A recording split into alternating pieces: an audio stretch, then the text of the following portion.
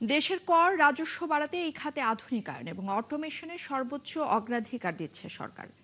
রাজধানীর চীনমৈত্রী সম্মেলনে যোগ দিয়ে এই মন্তব্য করেছেন অর্থমন্ত্রী আমির খসরু মাহমুদ চৌধুরী। এ সময় তিনি জানিয়েছেন, দেশে ক্যাশলেস ট্রানজ্যাকশন সিস্টেম গড়ে তোলা হবে, যাতে বিশেষ কারণ ছাড়া করদাতাদের কাছে যাওয়া বন্ধ হয়।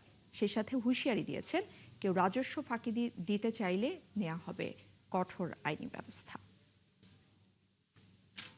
শুধু বিদ্যমান করদাতাদের উপর করের হার বাড়ানো নয়, বরং করের আওতা সম্প্রসারণ, কর অব্যাহতির যৌক্তিকীকরণ, কর ফাঁকি ও পরিহার রোধ এবং পূর্ণাঙ্গ অটোমেশনের মাধ্যমে কমপ্লায়েন্স বৃদ্ধি করতে হবে। আমরা অটোমেশনকে সর্বোচ্চ অগ্রাধিকার দিয়েছি।